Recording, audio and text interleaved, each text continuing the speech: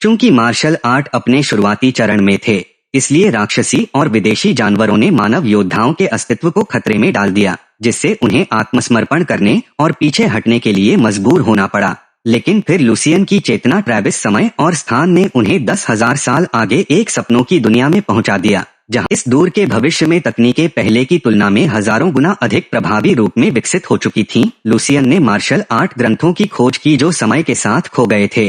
Martial art सभ्यता उन 10,000 वर्षों में चरम पर थी, लेकिन दुखद रूप से मानवता आगे बढ़ने के लिए नहीं बची थी। परंपरा इस प्राचीन विरासत की एकमात्र उत्तराधिकारी बन गई। कहानी एक ऐसी दुनिया में सामने आती है जो एक आपदा से तबाह हो गई थी।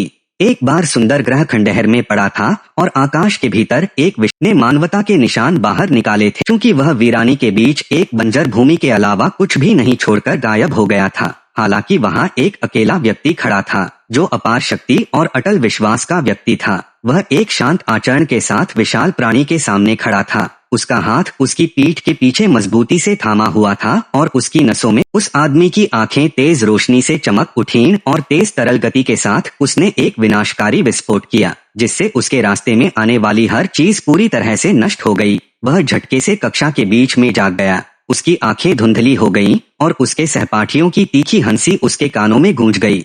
यहाँ तक कि शिक्षक ने तिरस्कार के साथ उस पर व्यंग्य किया और तिरस्कार से टपकती उसकी आवाज को दबाने के लिए आरोपात्मक उंगली उठाई और दावा किया कि कोई भी कभी भी लुसियन को राजमिस्त्री के लिए रक्त ऊर्जा स्तर की बुनियादी आवश्यकता 0.8 है। क्योंकि कक्षा अंततः समाप्त हो गई, लुसियन के दोस्त मिंग उसकी भलाई की चिंता के साथ वह उसके पास आया। उसने लुसियन को इंटरनेट कैफे में ले जाने और उसे कुछ स्नैक्स और गेम खिलाने की पेशकश की, जिससे उसका उत्साह बढ़ सके। लेकिन से बहुत थक गया था जो उसे काफी समय से परेशान कर रहा। लुसियन के भाग्य ने उसे इसाकाई में ले जाने की साजिश रची थी। वह एक मेहनती छात्र था और अपने विश्वविद्यालय की प्रवेश परीक्षा में सफल होने पर ध्यान केंद्रित कर रहा था। लेकिन अब उसे जीवित रहने के लिए एक पूरी तरह से अलग परीक्षा का सामना करना पड़ा। लुसियन मदद नहीं कर सका, लेकिन अपनी पुरानी दुनिया इस नए में एकमात्र अंतर मार्शल आर्ट का अविश्वसनीय स्तर था जो इस दुनिया में मौजूद था। जब लुसियन ने विशाल स्क्रीन पर 8वीं सेना की हाल की जीत का सफलतापूर्वक प्रसारण करते हुए राक्षसों की एक और लहर का सफलतापूर्वक बचाव किया।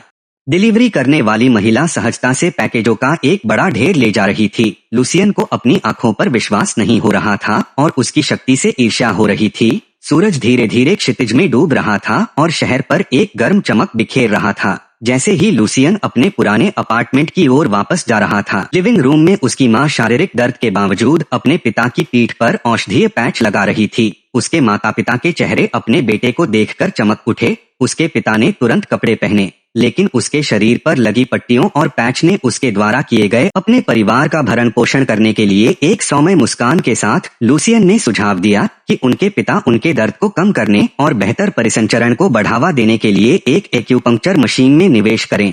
लेकिन हमेशा शांत और मजबूत इरादों वाले उनके पिता ने बस अपने बाइसेप्स को मोड़ा और मजाक में कहा और किसी भी दर्द को झेलने में सक्षम थे।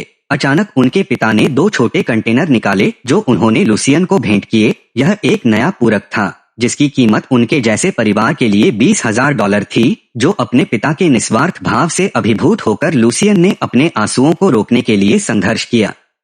और जब लुसियन के माता पिता ने सवाल किया कि क्या उसके रक्त ऊर्जा का स्तर वांछित 0.85 मार्क तक पहुंच गया है, तो उसने अपने होंठ काटे। उसे अपने पेट में चिंता की एक गांठ महसूस हुई। वह एक पल भी बर्बाद किए बिना अपने कमरे में चला गया, यह जानते हुए कि हर सेकंड उसके चेहरे पर दृढ़ संकल्प के साथ गिना जा रहा था।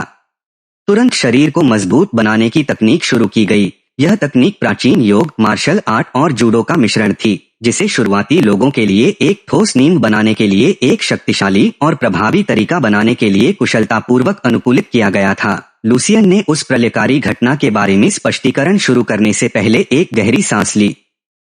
3 शताब्दियों पहले दुनिया बदल गई थी। दुनिया अराजकता में डूब गई थी क्योंकि आकाश और जमीन से राक्षसी जीव उग आए थे, जिससे इस अभूतपूर्व खतरे के सामने आधुनिक हथियार बेकार हो गए थे। मानवता एक आनुवंशिक उत्परिवर्तन से गुजरी थी, जिससे अकल्पनीय शक्ति प्रकट हुई और एक नए युग की शुरुआत हुई।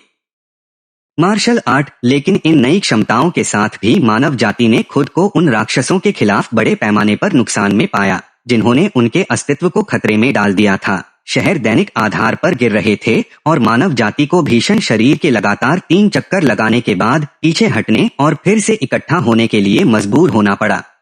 तकनीक को मजबूत करने के लिए लुसियन की ऊर्जा उनके सर्वोत्तम प्रयासों के बावजूद पूरी तरह से समाप्त हो गई थी। उनके रक्त ऊर्जा का स्तर अपरिवर्तित बना हुआ था। उनके चेहरे पर पसीना आ रहा था क्योंकि वह अपनी सांस लेने के लिए संघर्ष कर रहे थे। ऐसी प्रतिकूल परिस्थितियों के सामने भी उनका दृढ़ संकल्प अटूट था। वह जानते थे कि उनके माता पिता ने बहुत त्याग किया है उसके लिए और उसने उन्हें निराश करने से इनकार कर दिया। अब प्रयास के साथ आगे बढ़ते हुए वह धीरे धीरे अपने पैरों पर खड़ा हुआ, लेकिन जब वह अस्थिर पैरों पर डगमगाता हुआ खड़ा था तो उसे अचानक चक्कर आने की लहर महसूस हुई, जिसके चारों ओर दुनिया घूम गई और उसके बाद वह जमीन पर गिर गया।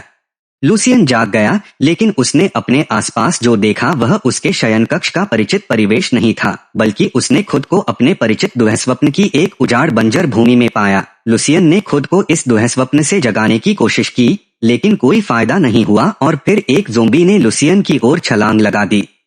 पिछली कुछ रातों में लुसियन का मुंह उसके चेहरे से कुछ इंच की दूरी पर था। लुसियन आतंक में इस राक्षस से भाग गया था, लेकिन इस बार उसके अंदर कुछ मौलिक कच्चेपन के साथ टूट गया। उसने अपनी सारी ऊर्जा अपने पैरों में जमा कर दी और ज़ोंबी को लात मारकर संतुष्ट नहीं किया। वहां रुके लुसियन ने पास की एक चट्टान को पकड़ लिया और उस मरे हुए जीव को बेरहमी से बार बार पीटना शुरू कर दिया, जब तक कि उसके शरीर ने अंततः एक अजीब काला तरल नहीं छोड़ दिया जो उसकी ओर बह रहा था। जैसे ही उसने चिपचिपे तरल पदार्थ को अपनी ओर आते देखा, लुसियन के दिमाग में अपरिचित यादों की बाढ़ आ गई।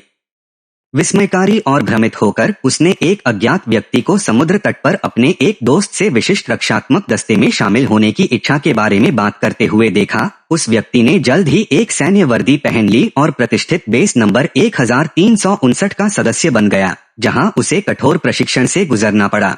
फिर एक अराजक स्मृति यादों के इस अचानक हमले में राक्षसी प्राणियों द्वारा बेस को तोड़ दिए जाने पर लुचिन को महसूस हुआ कि उसका दिल सूचनाओं की बाढ़ से उबरने के लिए संघर्ष कर रहा है। लुचिन अविश्वास में खड़ा था और सोच रहा था कि वह उन लोगों की यादों को कैसे बनाए रखने में कामयाब रहा जिन्हें उसने अभी अभी हराया था।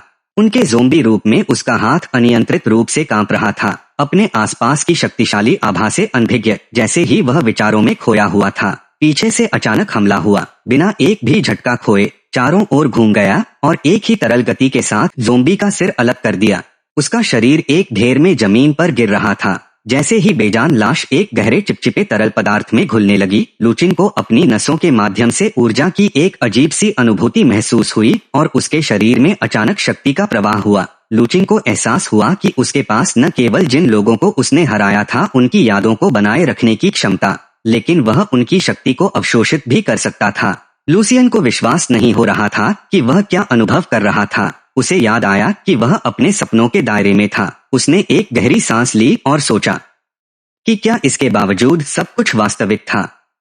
अपने सपने की अवास्तविक प्रकृति से लुसियन इस भावना को हिला नहीं सका कि सैन्य अड्डे संख्या 1359 की खोज के लिए उसे कुछ महत्वपूर्ण चाहिए था। उसके दिमाग में एक बार फिर से इस अजीब दुनिया के रहस्यों को उजागर करने की संभावना उसे चिढ़ा रही थी। सपना विचलित हो गया। उसे वास्तविक दुनिया में वापस खींच लिया गया, जहां उसकी बहन उसे खाने के लिए बुला रही थी। यह मेरी पहली वीडियो है, तो इस वीडियो का 10 लाइक्स और 5 सब्सक्राइबर्स का टारगेट रखते हैं। ये जैसे ही अचीव्ड होगे आपको इसका अगला भाग इस चैनल पर मिल जाएगा। धन्यवाद।